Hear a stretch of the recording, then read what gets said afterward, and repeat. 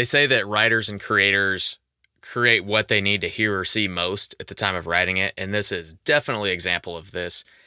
This is one of 2 summers I spent away from the family farm in 8 years. The other one's for state office. This one is totally by choice. And I miss the farm a lot. I love what I'm doing, but I reminisce on days of stacking hay, taking care of cattle and whatnot, and I especially miss the people on the farm. So this episode is about one of those people. He is an incredible guy. I hope you enjoy this and can take some lessons from his mindset. Let's get real.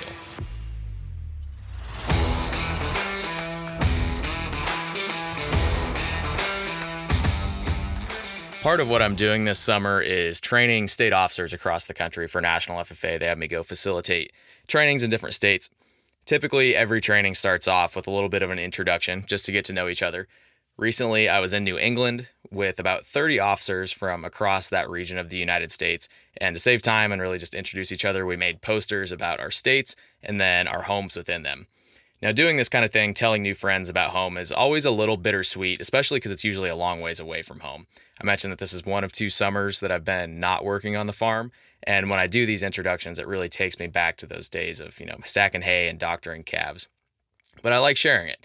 On this poster that I made for these New England officers, I drew a huge outline of Oregon and put a little mark over Fort Rock. Underneath it, I drew a circle pivot and a cowboy hat.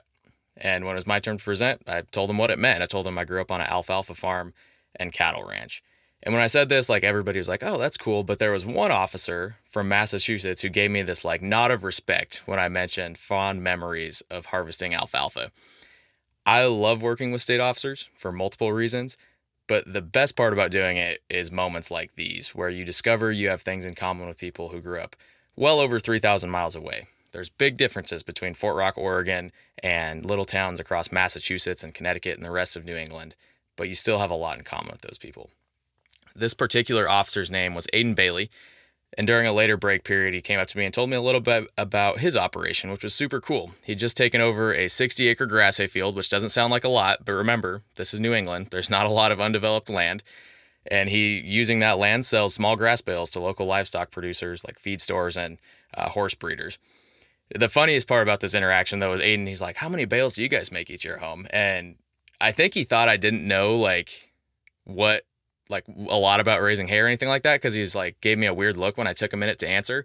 And I was like, dude, I have no idea. But for context, I can say that I stacked about 1,000 1,500-pound bales of alfalfa every day during a cutting last summer. And when I said that, his eyes just got huge. He's like, what? How is that possible? Because he couldn't imagine the scale of the operation. Something that is somewhat normal on the West Coast with the size of it is completely unthinkable in New England. So to give him a little bit more visual of it, I showed him some video of stacking hay. And one video I found recalled a very, very special memory from last year. The cutting that we were on was an absolute doozy. We started cutting and then rain forced us to a grinding halt.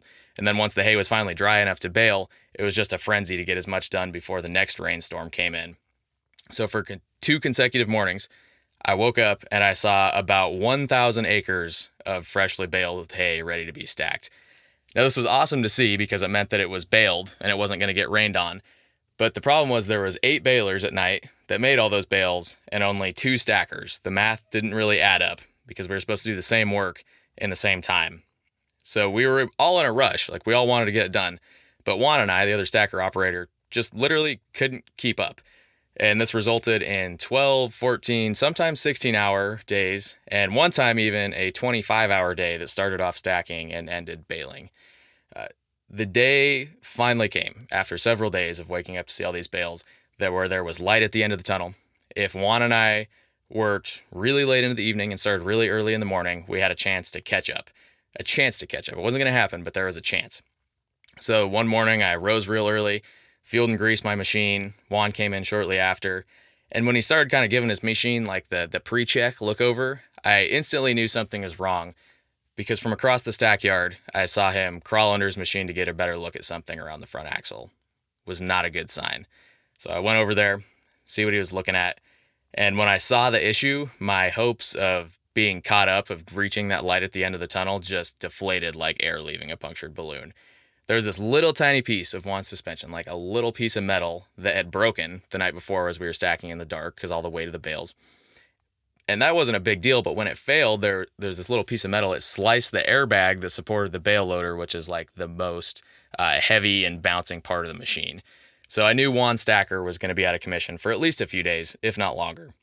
Scott and Matt, who were like the management, gave me a pat on the back and kind of comically, kind of not, just were like, Godspeed, go get him. So I climbed back into my stacker and got to stacking by myself.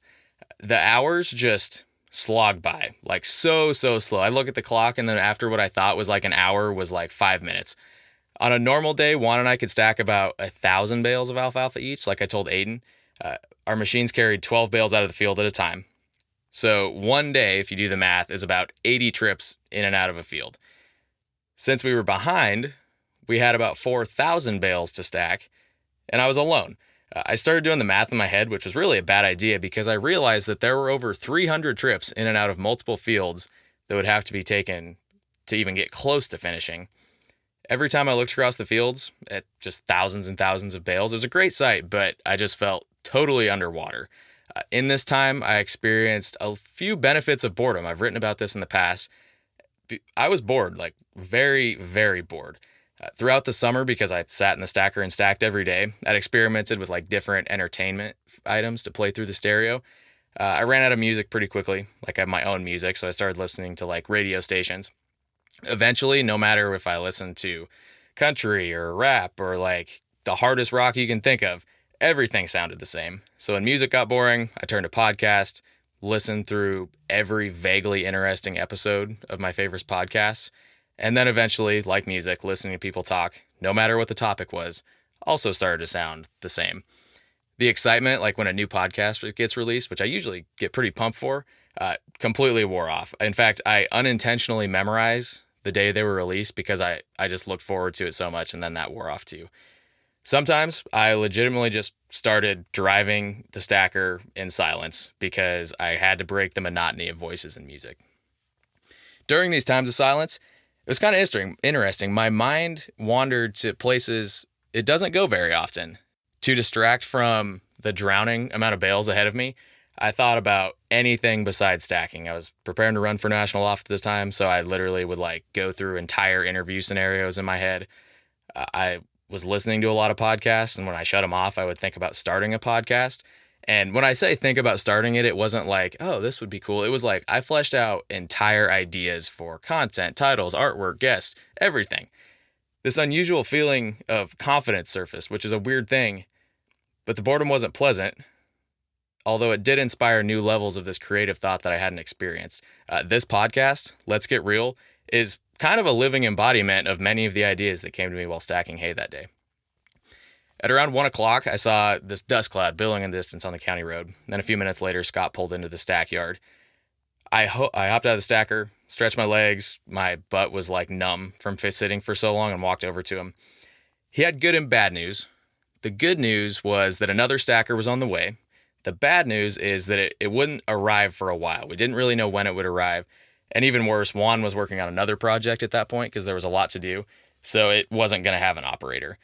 I tried to use the good news to restore a little bit of hope that I'd had earlier that morning of being done. And it worked a little bit, but for the time being, I just got in the stacker seat, returned to that creative boredom, and kept going. A few hours later, the creative boredom was broken by another dust cloud on the distance. This cloud, though, was significantly bigger, but it was still traveling fast, which means it wasn't a tractor. So the only really logical piece of equipment that it could be was a stacker. And I was like, man, could it already be here? There is literally no way. Until a few minutes later, I saw the familiar sight of this yellow box barreling over down the road towards me. As I got closer, I saw these beautiful red bale racks pull into the field and a powerful loader arm folding down to latch onto a bale. I was bouncing in my seat with excitement, like head almost hitting the roof, just jazzed up. And I was like, the stacker's here. That's awesome, but who in the world could be running it, and will they keep running it? So I filled the load I was working on, drove towards the stack yard, and when I approached the other stacker, I saw just this mammoth of a man squeezed into the yellow cab of the stacker. It was Karl, the truck driver, stacking hay in a machine that he had literally never operated before. And I was all alone in my cab, but I just yelled at the top of my lungs. I was like, let's go, Karl. We parked our machines. I got out to talk. and I just walked over to the stacker with a smile on my face that must have made him think that I won the lottery. Karl swung the stacker door open, and I realized he literally almost filled the cab corner to corner. If you meet Karl, he stands well over 6 feet tall, and he has the build of like an NFL offensive lineman. His right shoulder in the cab almost touched the window, and his left shoulder was rubbing the door as he went over bumps. His knees were crammed in the dash, and the first thing he said was like, "I don't know what the hell I'm doing here, so if I get in the way, just tell me to leave." And I was like, "No, absolutely not." I told him I had never been more happy to see another human, and he could stack as long as he possibly wanted. The thing was, he didn't have to be there. He was supposed to just drive the stacker to the field and then go home. But as he was looking at the buttons and getting curious, he just started picking up bales, and I was grateful that he did it. Karl and I stacked hay together way after the sun went down, late into the night. The next morning, he squeezed back into the cab and stacked for a whole nother day. Then the following day, we did the same. We didn't catch up to the balers like I really wanted to, but we made a really good dent. And when Juan returned in his repaired machine, Karl just kept on stacking because he saw light at the end of the tunnel too. After 3 days and 40 hours, so 40 hours in 3 days, we finally caught up with the baler crew. All the hours Karl spent in the yellow cab were by total choice. He didn't have to help us, but he wanted to. When we finished, we pulled into the stack yard just like happy as could be. And he's like, "I can't feel my legs, but I'd enjoyed this." He was really happy. In my mind, Karl achieved hero status because he helped. He didn't have to. And without his help, we wouldn't have caught up in a long, long time. Before we parted ways for the cutting, he told me, most people come to work for a paycheck. I come to work because I want to help. And I was like, man, what an inspiring mindset. What did we do to get so lucky to have Karl around? Later that year, Christmas time rolled around, and Karl, really happy guy, noticed that there's just a lack of Christmas spirit on the farm. Hay hauling at the time was slow due to weather and stuff, so he had some free time. He went and pulled this antique tractor out of the shed, loaded it on the flatbed behind his truck, and once he was loaded, he created this American flag out of Christmas lights on the back of the tractor, ran lights around the truck, the trailer, just lit it up like a Christmas tree. And he drove the creation, his parade float, through the Christmas Valley Christmas Parade, and then after that, he parked it in front of the Dinsdale Farm office for people to see for like a month. And what he did was he brought Christmas cheer to a farm that was just consumed by winter work. He really, really raised the spirits. Later on, this May, it was the 50th anniversary of Dinsdale Farm. Karl had heard my mom and Scott talking about it in the office last April, a ways before the anniversary, and he saw another opportunity to bring spirit to the farm. He suggested we do like this huge surprise party, this huge celebration for my grandparents. A few months later, his idea, with the help of a lot of people, turned into this massive surprise party with like 200 guests from 50 years of business. There was people that I didn't even know existed that my grandpa had worked with back in the 70s. Karl, he had a friend make these limited edition hats and a metal sign to give to my grandparents. And when my grandparents arrived, they kind of had an idea something was going on because there were so many people like parked at one of these barns. But when they saw the crowd and walked around the corner to see everybody, they just lit up with joy. It was an awesome moment. My grandpa is battling Parkinson's, which means that a lot of the time he has some trouble. He gets overwhelmed really easy by a lot of people. But the whole time he was there, I could just see how happy he was. It was incredible. Once again, Karl went above and beyond for those around him. Karl, he spent a season of life in Oklahoma. So after this, I was just super grateful for everything he'd done. I mailed him a Pistol Pete bumper sticker after the party as just a little token of appreciation. And when it arrived, I sent him a text that said, "Thanks for all you do, man. Not sure how we got so lucky." And he texted back, he said, well, thanks, but I'd say it was me that got lucky. Once again, I was just in awe of Karl's efforts and his humility. I miss a lot of things when I'm away from the farm, but I especially miss the community of people who are happy to do hard work for a common goal that is putting up hay or getting whatever job needs done completed.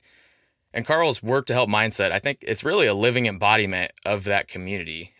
Whether he's crammed into a stacker or whether he's spending multiple nights per week in the sleeper of his truck running up to Ellensburg and back, he's just always happy to help. And that mindset of being happy to help is really rare in 2024.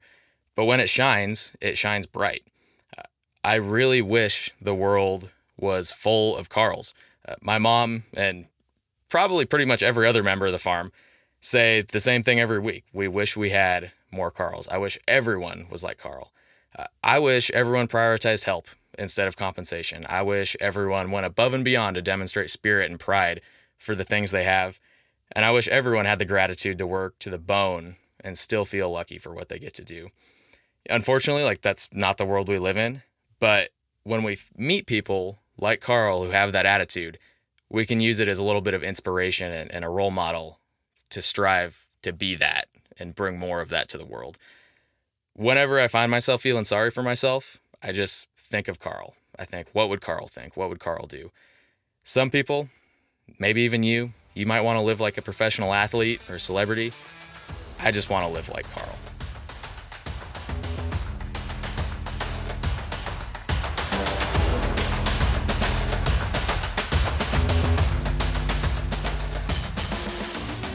I just want you to think for a moment.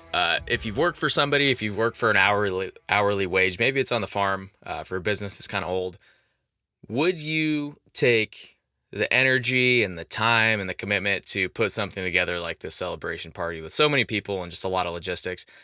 I don't think most people would. And what really made me realize how special this was of Karl to do was when my grandpa showed up. As I mentioned, he's battling Parkinson's. It's really easy for him to get overwhelmed if he's out and about for too long. But the other side of that is when he is overwhelmed, it's hard for him to sit still and just chill out because he's just discontent. He wants to do a lot of things, but his body won't allow him. And that's really hard for him and everybody else to watch. But at this party, when he showed up, even though he, might not be able to have as good of a conversation as he could decades before, or whether he was getting tired, there was just this aura of joy and happiness that he was putting off seeing all these people from the last 50 years of the farm, which has been his life. And I was just like, man, Karl is the coolest guy to want to put something like this together for him. And I just appreciate him so much. I know Karl's listening to this, so Karl, thanks, man. You have impacted me in more ways than you can imagine, more than just letting us get a little more sleep stacking. So thank you. And I hope that from this episode, everybody else can draw some lessons from Karl's attitude and the way that he lives his life. My goal with this podcast is not to tell you why you should get better in your life, but rather I want to make you feel like you want to get better. I hope this podcast has done that. I hope Karl's actions and the stories of them have done that. So with that, thank you for listening. Catch you in the next one. Let's get real.